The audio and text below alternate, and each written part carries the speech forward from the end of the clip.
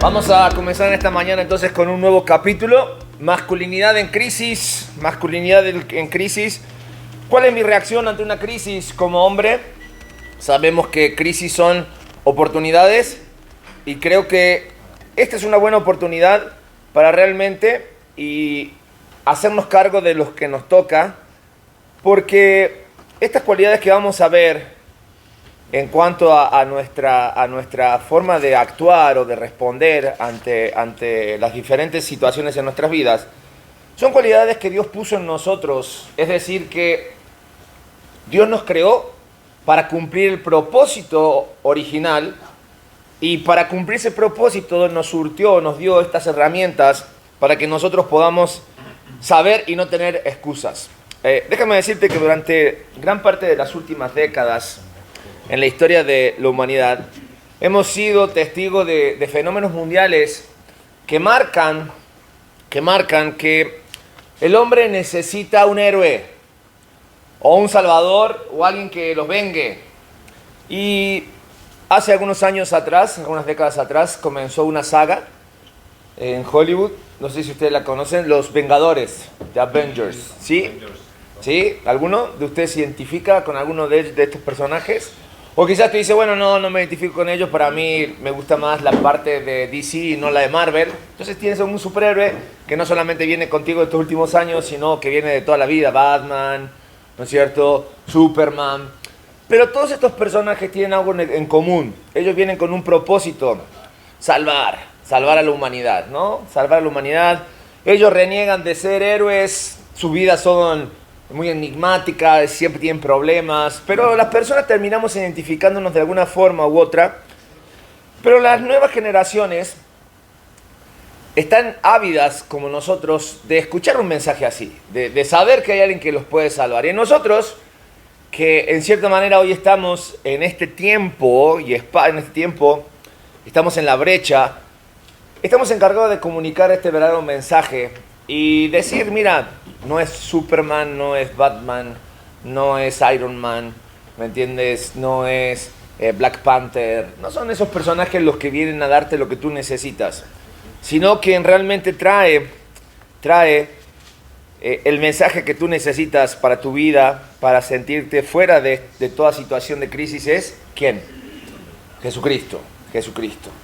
¿Y qué tiene que ver esto con lo que tenemos para hablar hoy? Bueno, tiene todo que ver porque las cualidades que hoy vamos a ver como hombre es la cualidad de maestro y cultivador. Que no tiene nada que ver con que tú hagas una carrera de magisterio o que tú seas un ingeniero agrónomo y sepas tratar la tierra. No tiene nada que ver con esto, sino que estas dos palabras las podemos resumir en algo que muchas veces nosotros, y te puedo asegurar que ninguno de los que estamos aquí pensó acerca de este llamado, de esta cualidad que Dios puso en nosotros, que es la cualidad de pastor. Debemos ser pastor en nuestros hogares. Que sumado a lo que vimos la semana pasada, que era ser visionario y líder, hoy vemos que una vez que entendemos cuál es nuestro llamado, entendemos que nuestra mirada tiene que estar puesta en la palabra de Dios, porque es allí nuestra única norma de fe y conducta, de cómo manejarnos, para poder claramente saber hacia dónde nos dirigimos. Ahora nosotros tenemos que comunicar esa verdad como maestros y como cultivadores. Vamos a seguir desmenuzando qué significa ser maestro y qué significa ser cultivador. Pero antes quiero decirte, y viene allí en sus hojas, que los hombres debemos involucrarnos en la enseñanza de la palabra de Dios, y creo que esto nos tiene que quedar muy claro en nuestras mentes. No solamente en los miembros de nuestras familias, sino también aquellos que están en toda nuestra esfera de influencia. Y por más que tú digas, qué difícil es eso, puedo decirte, sí, es difícil. Sin embargo, quiero recordarte que fuimos creados para esto. Este es nuestro propósito de vida. Vamos a ver qué es esto de ser maestro. Como maestro nosotros necesitamos entender que tenemos un propósito. Y ese propósito como maestro es comunicar a tu familia y a tu entorno la palabra y la voluntad de Dios. ¿Estamos de acuerdo? Necesitamos comunicar la palabra y por consiguiente, si conocemos la palabra de Dios, no se nos debe ser ajena cuál es su voluntad, la cual la Biblia la define claramente como buena, como agradable y como perfecta. Y eso fue puesto en nosotros como una necesidad de aprenderla para poder comunicarla. Por lo tanto, si tenemos la necesidad de aprenderla, entonces necesitamos conocer la palabra de Dios, porque si no conoces la palabra de Dios, no tienes la capacidad para enseñarla y no estás listo para el máximo de los compromisos, que es el matrimonio. Y sí menciono el matrimonio porque cada uno de nosotros fuimos creados para no estar solo. ¿Se acuerdan? Génesis, cuando Dios creó al hombre, dijo: no es bueno que el hombre esté solo. Instituyó allí el matrimonio. Y sobre esa base, Dios dijo: a partir de ahora, quiero que ustedes cumplan estos principios. Llenarán la tierra, la juzgarán, ¿no es cierto? Van a estar por encima de todo lo creado, me van a rendir cuenta a mí. Eso es en resumen lo que Dios hizo del principio. Entonces, para realmente saber qué es lo que tengo que hacer y qué es lo que tengo que enseñar, tengo que conocer qué es lo que me toca comunicar. Entonces, ¿cómo entender? ¿Cómo debo entender o qué debo saber acerca de esta tarea de ser pastor? Porque a veces le rehuimos a esta verdad de nuestras vidas. Y pensamos, bueno, pastor solamente es aquel que tiene el llamado y que le toca estar en la iglesia, ¿me entiendes? Y al que yo le puedo llamar y tiene que solucionarme o darme un consejo. No, está bien, eso sí es un llamado pastoral, que involucra una serie de dones, sí es cierto, involucra un llamado directo de Dios, pero el hecho de ser líder, visionario, maestro, cultivador, tiene todo que ver con las cualidades de una persona que tiene que estar sobreviviendo, cuidando y guiando como un pastor lo hace. Vamos a nuestras Biblias, Deuteronomio capítulo 6, versículos 6 al 9. ¿Qué dice? Del 6 al 9. Sí. Y estas palabras que yo te mando hoy estarán sobre tu corazón, y las repetirás a tus hijos, y hablarás con ellas, estando en tu casa y andando por el camino, y al acostarte y cuando te levantes. Y las atarás como una señal en tu mano, y estarán como frontales entre tus ojos. Y las escribirás en los postes de tu casa y en tus puertas. ¡Wow! Interesante. Si realmente nunca te habías enfrentado a estos versículos, te vas a dar cuenta que al final no es tan difícil, o mejor dicho, no es imposible, porque difícil sí es difícil, tiene su grado de dificultad, pero no es imposible hacerlo. Solo requiere ¿qué cosa de nosotros? Pues obediencia, voluntad. Obediencia, voluntad, compromiso. ¿Me entiendes? Vamos a ver algunas cualidades o características, o mejor dicho, aquí tenemos una serie de consejos para que no nos olvidemos que lo importante en nuestras vidas para ser buen maestro y para ser un buen cultivador de mi familia, debo recurrir ¿a dónde? A la palabra de Dios. Y dice, lo primero que dice es, memorízatela, aprende de memoria. Creo que si nosotros hiciéramos rápidamente un concurso de cuántos versículos bíblicos nos sabemos de memoria, bueno, espero que por lo menos todos se sepan Juan 3:16, porque ese es el primer versículo que tenemos que memorizar. Pero no salimos de versículos como todo lo puedo en Cristo que me fortalece. Ese es un caballito de batalla que se termina convirtiendo en un eslogan, una frase motivacional, porque ni siquiera sabemos en qué parte de la Biblia está, no lo sabemos quién lo dijo y en qué contexto lo dijo. ¿Me entiendes? O versículos como, no sé, muy comunes como Dios es amor, ¿me entiendes? Pero no pasamos más allá de cubrir una necesidad particular y encontrar una frase motivacional. Pero yo creo que va más allá de eso, va más allá de eso. Cuando nosotros estudiamos una carrera o entramos a trabajar en algún lugar y queremos avanzar, lo primero que hacen es darte cursos de capacitaciones, ¿verdad? Para que tú aprendas de qué se trata tu puesto, conozcas tu puesto y aprendas a crecer en tu puesto. Entonces tienes que aprenderte un montón de fórmulas, un montón de normas que tiene la empresa y hasta de repente memorizar un montón de cosas, ¿no? Entonces porque quieres avanzar, quieres crecer, quieres ser el mejor. ¿Por qué no lo hacemos? ¿Por qué no lo hacemos? Cuando entendemos que mi llamado como pastor, tu llamado como pastor, no tiene otra cosa u otro propósito más que mostrar a Cristo. Mostrar a Cristo, eso es lo más importante. Y yo tengo que mostrar a Cristo, tengo que aprender quién es Cristo. Y para saber quién es Cristo, voy a conocer quién es Cristo desde Génesis al Apocalipsis en la palabra de Dios. Sí, porque vimos que Cristo está presente en Génesis 1:1, claramente. Él estaba creando las cosas, Vemos el protoevangelio allí en Génesis capítulo 3, Él era la promesa, y lo vemos presente en cada una de las instancias en la cual su pueblo fue avanzando, es manifestado en el Nuevo Testamento, habita entre nosotros, ¿me entiendes? Y sigue avanzando y Cristo está ahí y está presente. Pero para conocer necesito ir a su palabra. Por eso dice, memoriza la palabra. Y no solamente eso, sino que te dice que tienes que ¿qué? Repetirla a tus hijos, enseñársela de día y de noche, es decir, a tiempo y fuera de tiempo. Que lo pongas en tu casa, en tu casa. ¿Cómo podríamos hoy tenerlo en nuestra casa, la palabra de Dios? Hay personas que son muy religiosas, que practican cualquier tipo de religión, y tú lo sabes cuando entras a la casa, porque empiezas a ver imágenes, cuadros, ¿me entiendes? Pero si alguien entrara a mi casa hoy, y viera mi casa, ¿se daría cuenta que soy cristiano? ¿Qué es lo que identifica a mi casa que en este hogar viven hijos de Dios? ¿Lo pusiste a pensar alguna vez? ¿O tenemos todo tan escondido y tan hermético que no se enteren? Pero que lo vea la gente, que la gente también sepa, porque nuestro llamado como pastor se basa precisamente en mostrar a Cristo. Los primeros que deben saber esto y estar recibiendo de ti esta gran bendición son tu esposa y tus hijos si eres casado. Ellos quieren y deben ver a Cristo en ti, en tu manera de actuar, en tu manera de hablar, en tu manera de pensar. Todo eso debe reflejar que Cristo vive en nosotros. Y quiero ser claro con esto, porque de repente pareciera que esto discrimina a los que no son casados o a los que no son padres. Pero sin embargo la palabra de Dios, y el apóstol Pablo se dejó claro esto en Efesios capítulo 5, versículo 1, cuando él dijo lo siguiente: sean pues imitadores de Dios como hijos amados. Esto es un llamado a todo hijo de Dios. Y si lo ponemos en el plano del varón, es un llamado para todo varón a que seamos imitadores de Dios como hijos amados. No importa si no eres casado, no importa si no eres padre, tú tienes que mostrar a la persona de Cristo en tu vida.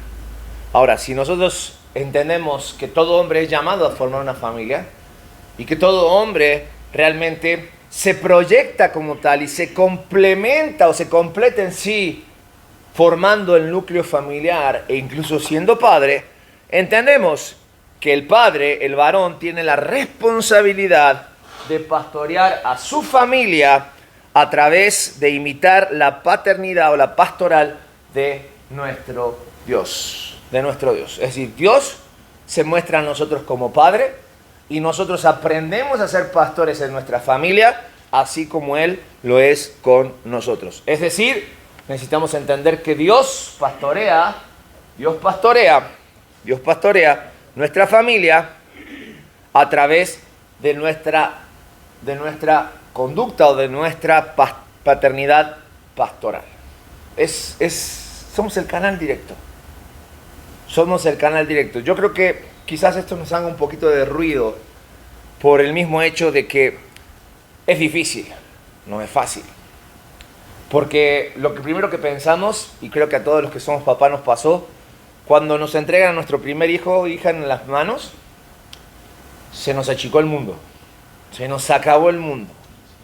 ¿Cómo se hace esto? ¿De qué se trata? Primero es cómo se agarra, ¿me entiendes? Pero de aquí en adelante, ¿qué pasa?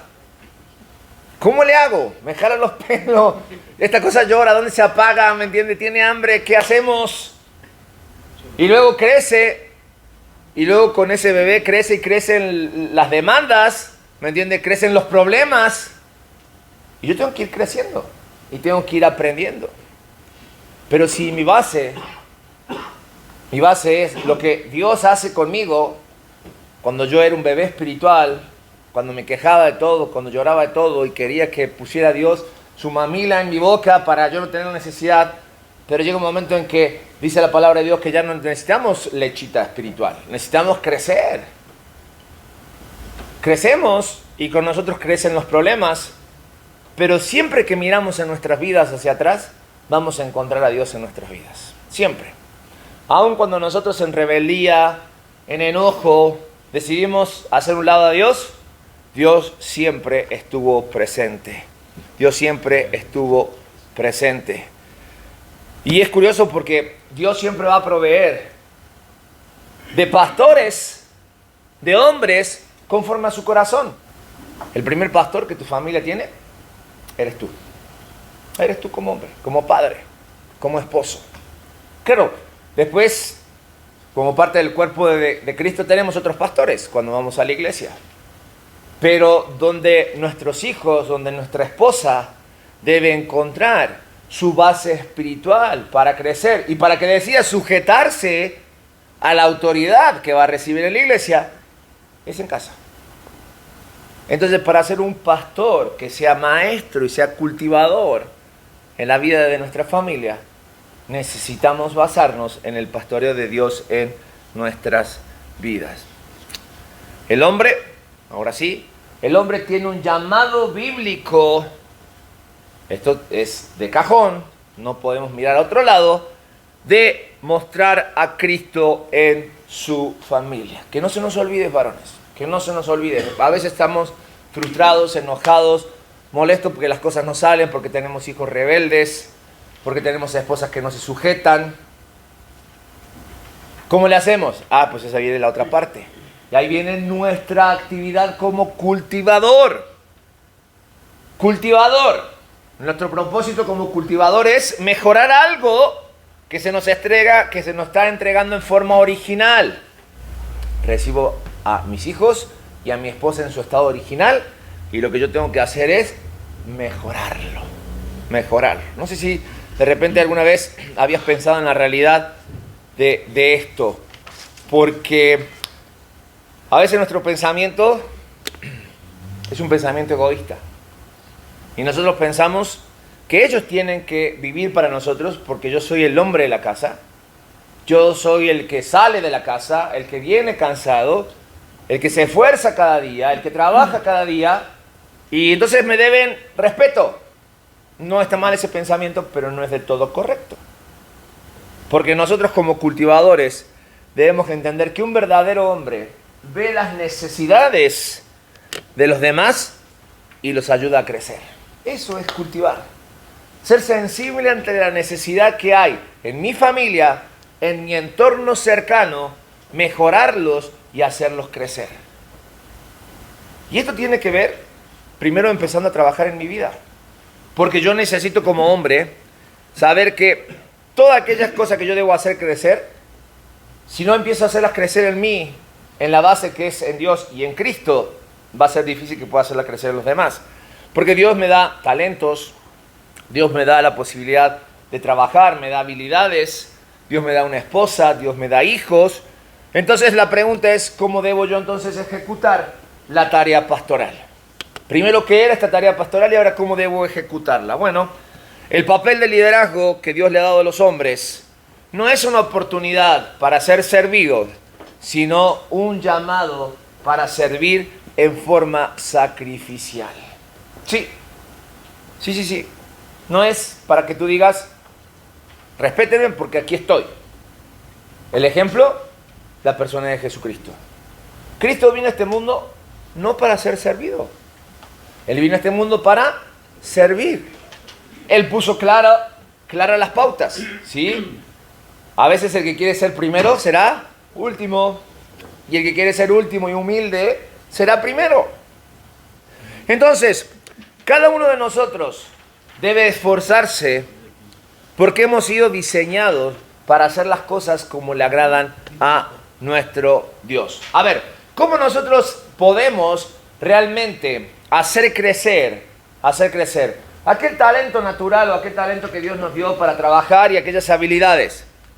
Porque si tú analizas tu vida y te das cuenta que estás en un trabajo por más de 10, 12, 15 años y has encontrado tu zona de confort y no has avanzado, creo que hay un problema. No estás explotando al máximo las habilidades que Dios realmente te ha dado. Te da en tu vida o aviene en tu vida el fenómeno Homero Simpson, ¿no? Aquel que lo único que hace va del trabajo, de la casa al trabajo, del trabajo a la casa, se sienta con su cerveza en la mano, ¿me entiende? A ver la tele, mientras la vida le pasa encima, los hijos le saltan, ¿me entiende?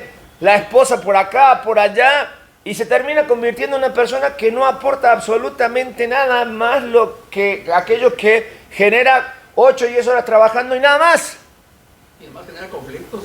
Y aparte, ¿me entiendes? Siempre en el mismo lugar en su empresa, sentado en el mismo escritorio, apretando los mismos botones. El efecto Homero Simpson. Qué loco, ¿verdad? Hay muchos hombres porque a través de los tiempos y por más de 30 años nos han vendido a través de la televisión ese modelo de familia.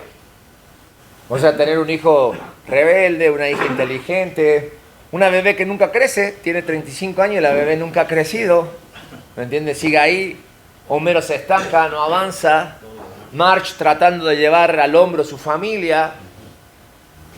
Y hoy es una radiografía, lastimosamente, de muchas familias. Y nos reímos, pero hay más de un Homero Simpson, y espero que aquí no lo haya. Y si lo hay, pues es tiempo de sacudir un poco y seguir avanzando. Y si no has mejorado, es porque hay algo malo en ti. Fíjate lo que dice Proverbios, capítulo 22, versículo 29. Proverbios 22, 29. El que hace bien su trabajo estará al servicio de reyes y no de gente insignificante. Qué curioso, ¿no? El que hace bien su trabajo, la recompensa es estar en lugares de honor. Pero si no, vas a estar siempre, y perdón que lo diga así, pero la Biblia lo dice, en la mediocridad. Y no vas a avanzar. De los ordinarios. Totalmente. Uno más del montón. La Biblia, y en especial el Proverbio, habla mucho acerca de esto. Y a veces nos compara con animalitos. Y nos llama perezosos. Dice, mira la hormiga perezoso. ¿Cómo trabaja durante el tiempo que tiene que trabajar? No para. No para. Y no solamente no para, sino ves una hormiga cargando una hoja que la rebasa en tamaño 10 veces. Y ahí va la hormiguita. Y va la hormiguita, ¿me entiendes? ¡Pum! Y en cambio nosotros, si nos sacan de nuestra zona de confort, nos quejamos. Quizás a la generación que estoy hablando hoy aquí enfrente, pues hemos aprendido muchas de estas cosas y avanzamos. Pero déjame decirte algo de las generaciones que nosotros debemos influenciar. Acá hay patrones. Y se maneja una situación dentro de los empleados que a la primera de ofensa, o a la primera que no le gustó, o le moviste su zona de confort, ¿qué hacen? Pero mira, les vale, ¿eh? Te dejan todo en media y ahí nos vemos. Les llaman carritos de Tonalá.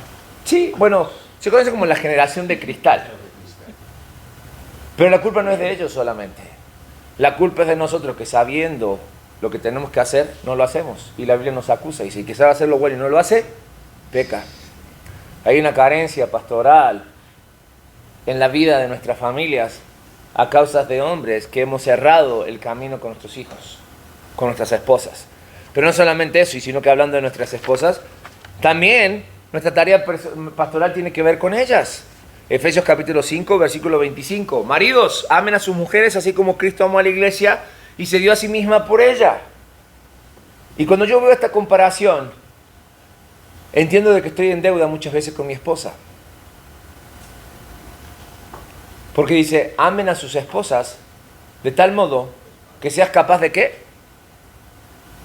¿Qué? ¿De qué dice el versículo? De sacrificarte, de entregarte por ella. ¿Me entiendes? Cuando yo pienso en esto, y mi pregunta es, ¿cuánto es lo más que estoy dispuesto a hacer por mi esposa? Y ya vimos que no se valen las excusas. Porque me puedes decir que tú no estás casada con mi esposa. Y yo te puedo responder, ni tú con la mía. Y ahí no la llevamos, lamiéndonos heridas, en lugar de hacernos cargo. Pero ¿qué es lo máximo que tú llegaste a hacer por tu esposa? Sin recriminarle, sin buscar una recompensa, porque para eso nos hacemos, somos bien canijos, ¿verdad? Sino por el solo hecho de decir, lo hago porque sé que es mi responsabilidad hacerlo. No sé cuántos de los que están aquí hoy han pasado por la ruptura de un matrimonio, por un divorcio. ¿Me entiendes? Yo sé que es difícil, que quedan muchas heridas, porque la idea del matrimonio es para siempre. O sea, en ningún momento en la Biblia está, por más que existan ahí algunas instrucciones en cuanto al divorcio, la idea de Dios nunca es que la familia se deshaga o que los matrimonios se deshagan, que lleguen al divorcio. Dice, sino que por la dureza del corazón de su pueblo, Él permitió dar carta de divorcio y esto se vino trayendo de generación en generación. Ay, como está en la Biblia es permitido, pero no, el corazón de Dios realmente, si nos vamos a fondo, Dios no está de acuerdo con el divorcio. En absolutamente ninguna de las situaciones que se vivan, Dios está de acuerdo con el divorcio. Hoy existe la figura del divorcio express. No hace falta ni que estén presentes las partes. Si tú le mandas, simplemente tienes un abogado que manda la notificación, ¿se dice? Sí, sí, sí. Entonces ya está el juzgado, porque ni siquiera hay una causa hoy No. válida para el divorcio, simplemente porque ya no quiero estar, ya me cansé, no me gusta la relación, ¿qué pasa el que sigue? Me divorcio. Ya no hay causal. ¿Me entiendes? ¿Cómo fue normalizándose que llegó al punto que se hizo tan ligero que no importa que la Biblia diga que se unen dos personas y son una sola carne, ¿me entiendes? Y por más que la quiera separar, y es como que yo pegara estas dos hojas con un pegamento, a la hora de separarlas, cuando yo las separe, ¿van a quedar así como estaban? No se rompen. Esta se va a llevar un pedazo de esta y esta se va a llevar un pedazo de esta otra. Esa es la idea del matrimonio. Y me gusta porque cuando Dios habla de matrimonio, habla de santo matrimonio. Entonces, ¿a qué se debe? ¿A qué se debe que el número de fracaso del matrimonio, aún entre cristianos, y mejor dicho, hablando entre cristianos, es aún mayor? Bueno, a las bases en las cuales construimos nuestros matrimonios. Porque dejó de ser santo antes de consumarse el matrimonio hoy en día. Hoy normalizamos el hecho de que el matrimonio se consuma mucho antes de que nos casemos. Porque ¿y si no funciona? ¿Y si no me gusta? Entonces cuando llegamos al matrimonio, ya no hay nada que descubrir. Ya no hay nada que lo haga santo. Porque ya lo manchamos. Ya lo ensuciamos. Entonces necesitamos entender que en Cristo todas las cosas son hechas nuevas. Y Dios quiere y puede restaurar tu matrimonio. Pero necesitamos entonces soltar todas aquellas cosas que entendemos que hemos lastimado en nuestro matrimonio. Hacernos cargo como hombre de lo que nos toca. Y apechugar e ir hasta las últimas consecuencias para salvar nuestro matrimonio. Mira, el ejemplo que Cristo pone en cuanto al matrimonio es su relación con la iglesia. ¿Qué más infiel que la iglesia? Revolcándonos de continuo en el pecado. Manchando nuestra relación con Dios. Sin embargo, Dios sigue preparando la boda. Porque nos ama. Porque nos ama. Así Cristo nos ve. Y así espera que nosotros veamos el matrimonio. Me lo voy a hacer simple. En la matemática de Dios, cuando un matrimonio tiene problemas, es 50-50. Es tanto tu responsabilidad como la responsabilidad de ellos. Pero Dios espera que tú como hombre, sabiendo que Dios nos va a llamar a cuenta de nuestro matrimonio, nos hagamos cargo de lo que tenemos que hacer. Por lo tanto, para empezar a salvar nuestra relación, nuestro matrimonio, deja de ser frío con tu esposa. Yo sé, a veces entramos en lo que es la rutina matrimonial, ¿me entiendes? A veces nos cansamos, son muchos años. A veces damos por hecho muchas cosas, nos olvidamos de los detalles. Nos olvidamos de los detalles. Pero si Cristo es mi ejemplo, yo veo que Cristo pasa los años y sigue teniendo detalles conmigo. Cristo sigue teniendo detalles con su iglesia. Entonces debemos mostrar a Cristo en todo momento. Y también el hecho de crecer y cultivar el corazón de nuestros hijos. Colosenses 3:21 dice, Padre, no hagan enojar a sus hijos para que no se desanimen. No tenemos que llegar al extremo de ser borrachos, golpeadores o abandonar a nuestros hijos. Simplemente necesitamos ser congruentes con lo que le decimos a nuestros hijos que hagan y con lo que nosotros hacemos. Después de muchos años de trabajar con jóvenes, les sigo dando a los papás el mismo consejo. Si quieres que tu hijo cambie, pues si tú le pides hacer algo, tú también hazlo. No te proyectes en él. No veas tus frustraciones en él. No espera que él sea lo que tú no fuiste. Caminen juntos. Eso es lo que dice la palabra de Dios en que no hagas enojar a tus hijos. Recuerda, un verdadero hombre ve la necesidad de los demás y lo hace crecer. Eso es lo que nosotros necesitamos aprender en esto.